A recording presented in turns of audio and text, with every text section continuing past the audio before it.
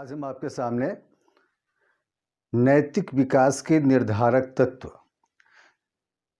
Determinants of moral development इसके ऊपर आपके सामने चर्चा करेंगे। जो मेरा लेक्चर था पिछला, उसमें कोलबर्ग के द्वारा जो दिए हुए जो विभिन्न प्रकार के अवस्था सिद्धांत से संबंधित जो अवस्थाएं हैं उसका हमने जिक्र किया था। और अब देखिए, ये जानना, जिन बातों का जिक्र मैं अभी कर रहा हूँ, इस बात को जानना परिवार के लिए, पेरेंट्स के लिए, छात्रों के लिए, पालन पोषण प्रणाली में लगे हुए जो सारे लोग हैं उनके लिए, शिक्षकों के लिए, विद्यालय प्रबंधन को चलाने वाले लोगों के लिए, ये विभिन्न लोगों के लिए बहुत ही आवश्यक है। क्योंकि आज जो हमारे देश में ही नहीं, हमारे समाज में ही नहीं, बल्कि पूरे विश्व में ये एक बहुत भारी कमी आ गई है नैतिक विकास की। मोरल डेवलपमेंट लोगों का सही प्रकार से नहीं हो पा रहा है और यह बात साफ दृष्टिगोचर होता है विद्यालयों में, महाविद्यालयों में, विभिन्न प्रकार के सभाओं में, विभिन्न प्रकार के कार्यक्रमों में ये साफ दिखने में आता है। तो क्या करें, क्या यत्न करें, क्या प्रयत्न करें कि हम प्राइमरी स्टेज से ही बच्चों का इस प्रकार का मोरल डेवलपमेंट करें ताकि आगे आने वाली ज़िंदगी में वो सलीके से अपने समाज के साथ, अपने देश के साथ, अपने परिवार के साथ वो पेश आ सके। और जाहिर है कि ये जो विभिन्न प्रकार के जो डेवलपमेंट होते हैं ये प्राइमरी स्टेज से ही शुरू होते हैं, जिसका कि विभिन्न प्रकार की अवस्थाओं के माध्यम से कोलबर्ग ने जिक्र किया और मैंने पीछे पियाजे के माध्यम से भी मैंने बहुत सारी बातें को बताने का आपके सामने प्रयास किया है। इसमें सबसे अहम है परिवार, फैमिली। देखिए, परिवार वो इंस्टीट्यूशन है, परिवार वो जगह है जहाँ की बच्चों को different types of moral development से संबंधित बातों को सिखाया जाता है, बताया जाता है। प्राइमरी स्टेज में, शुरू के स्टेज में बच्चे विभिन्न प्रकार के अनुकरणों के माध्यम से बच्चे आत्मसातीकरण करते हैं। अपने माता पिता को, अपने भाई बहनों को, अपने दादा दादी को, अपने बड़े जनों को देखकर, उनके विभिन्न प्रकार के क्रियाकलापों को अपनाकर वो विभिन्न प्रकार के मोरल डेवलपमेंट से संबंधित बातों को निरूपित करते हैं। वो समझते हैं ये कि बड़े जो कुछ भी करते हैं वो सही करते हैं, बड़े जो कुछ करते हैं वो नैतिक होता है, इसलिए बच्चे उन्हीं चीज़ों का अनुकरण करते हैं। इसलिए माता पिताओं को, परिवार के और सारे लोगों को बड़े संयमित जीवन बिताने की ज़रूरत है, अनुशासित जीवन बिताने की ज़रूरत है। खासकर ऐसे परिवारों में जिन परिवारों में इस प्रकार के बच्चे पल रहे हों। अगर ऐसा करने में हम सफल हुए तो निश्चित रूप से बच्चों का मोरल डेवलपमेंट सही प्रकार से हो पाए। और फिर आपको मित्र समूह या साथी समूह, जनरली आप देखिएगा कि बच्चे अपने परिवार से निकलकर जब वो समाज की दहलीज पे, जब वो समूह बनाकर वो पड़ोस की दहलीज पे, खेल के मैदान में जब बच्चे जाते हैं ना, तो वहाँ जो सारे बच्चे विभिन्न परिवारों से आते हैं उनके साथ वो गेट टुगेदर करते हैं। विभिन्न प्रकार के संस्कारों का, विभिन्न प्रकार के विचारों का, विभिन्न प्रकार के मानदंडों का, विभिन्न प्रकार के सांस्कृतिक मूल्यों का, वैचारिक मूल्यों का, नैतिक मूल्यों का आदान प्रदान होता है। वहाँ पे एक बच्चे से दूसरे बच्चे में ट्रांसफर होता है। इसलिए ज़रूरी है कि बच्चों का जो साथी समूह हो उस पर ध्यान दिया जाए। Being a parents, being a teacher, being a social member, जहाँ भी हमारी जिम्मेदारी जैसी भी है हम उस पर ध्यान दें ताकि बच्चों का जो different types of moral development है वह सही प्रकार से हो सके। अगर गलत बच्चों के साथ आपके बच्चे जाएंगे, जिन बच्चों के परिवार का ही नैतिक विकास सही प्रकार से नहीं हो पाया है, तो जाहिर है कि आपके बच्चे को नुकसान उठाना पड़ेगा। इसलिए इस मामले में भी ध्यान देने की ज़रूरत है। और फिर आपका विद्यालय, स्कूल, जनरली आप देखिएगा कि विभिन्न प्रकार के विद्यालयों में अब माहौल वैसा ना रहा और उसका साफ परिलक्षित होता है कि विभिन्न प्रकार के प्लेटफॉर्म पे आप डिफरेंट जो महाविद्यालयों में जाइए, हम लोग बहुत करीब से इन चीज़ों को देखते हैं और वहाँ पर साफ झलक में आ जाता है कि नैतिक विकास इन बच्चों का, इन युवकों का, युवतियों का सही प्रकार से नहीं हुआ। कारण विद्यालय वो जगह है जहाँ पर कि विभिन्न प्रकार के अनुशासन से संबंधित बातों को बच्चों को बताया जाता है।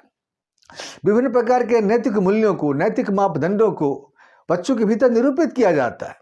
इसलिए एक शिक्षक की महती जिम्मेदारी होती है, विद्यालय प्रबंधन चलाने वाले लोगों की एक महती जिम्मेदारी होती है कि वो बच्चों के नैतिक विकास से संबंधित विकास पे गंभीरता से ध्यान दें। इस प्रकार के क्रियाकलाप कराए जाए, इस प्रकार की एक्टिविटीज़ कराई जाए, इस प्रकार से पाठ को प्रस्तुत किया जाए, इस प्रकार से बच्चों को सिखाने का प्रयास किया जाए कि बच्चों के भीतर नैतिकता से संबंधित बातें प्रारंभिक अवस्था में ही कूट कूट कर भरी जाए। अगर ऐसा करने में हम सफल होंगे तो निश्चित रूप से हमारे बच्चों का नैतिक विकास सही प्रकार से हो पाएगा। और एक और होता है बुद्धि, इंटेलिजेंस। देखिए, बहुत सारे मनोवैज्ञानिकों ने, खासकर जो इस फील्ड में जो काम करने वाले, जो बहुत सारे जो वर्दाइमर के काल से समय से लेकर और उनकी विचारधाराओं को जो मानने वाले बहुत सारे मनोवैज्ञानिक हैं, उन सारे लोगों ने इस बात पे बिल्कुल जोर दिया है, या फिर इस फील्ड में जो वेस्टर्न के बहुत सारे जो मनोवैज्ञानिक हैं, उन लोगों ने अपने शोध निष्कर्ष के मार्फत से बताने का प्रयास किया है कि बच्चों के नैतिक विकास में बुद्धि लब्धि का गहरा उसके साथ जुड़ाव है। कारण देखिए, जिन बच्चों की आईक्यू ब्राइट होती है, जिन बच्चों की आईक्यू बढ़िया होती है, जिनकी बौद्धिक क्षमता ज़्यादा होती है, ऐसे लोग अच्छे और बुरे में फ़र्क करना आसानी से समझ जाते हैं। ये बात क्यों सही है, यह बात क्यों गलत है, हमको क्या करना चाहिए, हमको क्या नहीं करना चाहिए। जिन बच्चों के भीतर बौद्धिक क्षमता, बौद्धिक प्रवीणता जितनी ज़्यादा है, जितनी अच्छी है, वो बच्चे वो बहुत बढ़िया प्रकार से वो नैतिकता से संबंधित बातों को वो सीख पाते हैं, जान पाते हैं। और इसके अलावा जो एक और जो महत्वपूर्ण है वह चलचित्र और पुस्तकें। देखिए, आप ना चाहते हुए भी ये जो डिफरेंट प्रकार के जो सिनेमाज बनते हैं या जो विभिन्न प्रकार के सीरियल्स आते हैं, टेलीफिल्में बनती हैं, आजकल सभी लोग उससे रूबरू होते हैं, सभी लोग उसको देखते हैं, परिवार में बैठकर अपने बच्चों के साथ लोग उसको देखते रहते हैं। लेकिन आज ये फिल्में इस प्रकार की बन रही हैं, ये टेलीफिल्में इस प्रकार की बन रही हैं, विभिन्न प्रकार की धारावाहिक इस प्रकार की बन रही है, जिसमें नैतिकता से संबंधित बातों का दूर दूर तक उसका मतलब नहीं होता। ये हकीकत है कि परिवार के 3-4 पीढ़ी के लोग एक साथ बैठकर वो चलचित्र नहीं देख सकते, सीरियल्स नहीं देख सकते, विभिन्न प्रकार के क्रियाकलापों को वो नहीं देख सकते। इसलिए ज़रूरत इस बात की है कि राष्ट्रीय स्तर पे इस प्रकार से वो एक मानदंड बनाया जाए कि उसके आधार पे फिल्मों का, टेलीफिल्मों का उस प्रकार से वो निर्माण हो, और ये जो सेंसर बोर्ड है वो सोच समझ कर उसको पास करे। कारण सिनेमा का असर जनमानस पे होता है, बच्चों पे होता है। बच्चे जैसा वो करते हुए देखते हैं, बच्चे वैसा ही करते हैं। तो ये जो विभिन्न प्रकार की जो फूहड़ सिनेमा जो बनता है, या फिर जो विभिन्न प्रकार के और भी जो टेलीफिल्म है या विभिन्न प्रकार के और भी जो कार्यक्रम प्रसारित होते हैं, उसमें नैतिकता से संबंधित बातों को निरूपित किया जाना चाहिए। अगर हम ऐसा करने में सफल ना हुए तो फिर हमको एक बड़ा ही विकृत समाज मिलेगा। और इसके साथ साथ जो आज जो पुस्तकें आ रही है वो बाजार में, एक तो आज की पुस्तकों में गुणवत्ता की भारी कमी है, विभिन्न प्रकार के जो मैगजीन्स जो है उस पर भारी कमी है, विभिन्न प्रकार के फूहड़ चित्र उस पर वो उसके फ्रंट पेज पे ही रहते हैं, कवर पेज पे ही रहते हैं, और उसका बड़ा ही दुष्प्रभाव होता है। बच्चे उसको देखकर आकर्षित होते हैं, बच्चों में उसके प्रति जो है झुकाव होता है, और फिर क्या होता है कि बच्चे के भीतर वो नकारात्मकता से संबंधित बातें, फुहड़पन से संबंधित बातें उनके भीतर निरूपित हो जाती है। हर काम हर परिस्थिति में अच्छा नहीं होता, हर काम का एक अपना अलग अलग वक्त होता है, एक अलग अलग समय होता है। और जाहिर है जो हमारे बच्चे हैं या जो हमारे युवक हैं, हमारी युवतियां हैं, जिनके भीतर नैतिकता से बातों का निरूपण हमको करना है, उसके लिए आवश्यकता इस बात की कि उच्च कोटि की किताबों का निर्माण किया जाए, जिन किताबों के माध्यम से नैतिकता को बढ़ावा दिया जा सके और एक बेहतर परिवार, एक बेहतर समाज बनाने में वो सहायक हो सके। और इसके अलावा आपको आयु तथा लिंग, इसका भी महत्वपूर्ण योगदान है। बहुत सारे मनोवैज्ञानिकों ने उसके ऊपर काम किया है, आज भी बहुत सारे लोग इसके ऊपर काम कर रहे हैं। हमारे जो डिफरेंट फील्ड में जो रिसर्च स्कॉलर्स जो काम करने वाले हैं, मेरे साथ भी जो कुछ लोग काम करते हैं, मैंने उनको भी देखा है कि इस पर आज वो काम कर रहे हैं। जनरली आप देखिएगा कि जैसे जैसे उम्र बढ़ती है, बढ़ती हुई उम्र के साथ लोगों के भीतर मैच्योरिटी आती है, और ये जो मैच्योरिटी आती है ये उसको जज करने में उसको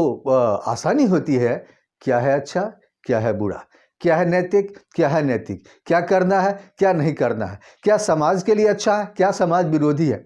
विभिन्न प्रकार की बातों को बढ़ती उम्र के साथ, मैच्योरिटी के साथ बालक बालिका या युवक युवतियां इनको समझ जाते हैं, और इससे भी क्या होता है कि नैतिकता संबंधित विकास बड़ी तीव्र गति से होता है। और बहुत सारे मनोवैज्ञानिकों ने इसके ऊपर रिसर्च किया है कि लिंग का भी असर होता है। भारतीय परिप्रेक्ष्य में बहुत सारे जो सोशल साइकोलॉजिस्ट या विभिन्न प्रकार के लोग जो आज शोध कर रहे हैं या काम कर रहे हैं इस फील्ड में, उन सारे लोगों ने पाया है कि कंपेरेटिवली मेल्स, फीमेल्स का मोरल डेवलपमेंट कुछ ज़्यादा हुआ है। आज आप देख रहे हो कि हमारे देश में विभिन्न प्रकार की घटनाएं प्रति घटनाएं हो रही, इस प्रकार के कुकृत्य हो रहे हैं, इस प्रकार की बातें सामने आ रही हैं कि इससे साफ दृष्टिगोचर हो रहा है कि बच्चों का जब प्रारंभिक अवस्था में वो नैतिक विकास सही प्रकार से नहीं हो पाता, तो आगे चल कर ये समाज के लिए, देश के लिए, हर लोगों को हर चीज़ के प्रति ये बिल्कुल नाशूर बन जाते हैं। इसलिए आवश्यकता इस बात की है कि प्राइमरी स्टेज से, चाहे लड़का हो चाहे लड़की हो, बगैर भेदभाव किए हुए समान रूप से उनके भीतर नैतिकता से उन बातों का निरूपण किया जाए। बहुत सारे मनोवैज्ञानिकों ने इसके ऊपर काम किया। उन्होंने बताया है कि लड़कों की अपेक्षा लड़कियां ज़्यादा जिम्मेदार होती हैं, लड़कों की अपेक्षा लड़कियों का नैतिक विकास ज़्यादा होता है, परिवेश एक ही होता है। जबकि ऐसा देखा जाता है कि हमारे समाज में लड़कों के ऊपर ज़्यादा ध्यान दिया जाता है, लड़कियों के ऊपर कम ध्यान दिया जाता है। लेकिन ये बच्चों के भीतर जो कुदरती जो इस प्रकार के जो गुण हैं, खासकर बच्चियों के भीतर, कि उनका नैतिक विकास तीव्र गति से होता है। और जब भी नैतिकता संबंधित बातों की हम चर्चा करते हैं या उस चीज़ का परीक्षण होता है, तो सामने आता है कि कंपेरेटिवली मेल्स, जो फीमेल्स का जो मोरल डेवलपमेंट बड़ी तेज़ी से होता है और उनका ज़्यादा होता है। तो उपरोक्त में मैंने जो विभिन्न प्रकार के जिस एलिमेंट्स की मैंने चर्चा की, डिटर्मिनेंट्स की मैंने चर्चा की, कि जिसके माध्यम से विभिन्न प्रकार के बच्चों का मोरल डेवलपमेंट होता है, इसके अलावा भी बहुत सारे डिटर्मिनेंट्स हैं जो कि बच्चों के या किसी व्यक्ति के मोरल डेवलपमेंट को प्रभावित करते हैं। और ये जो मैंने महत्वपूर्ण जो ऊपर में 5-6 जिन बातों की मैंने चर्चा की, उसका तो खास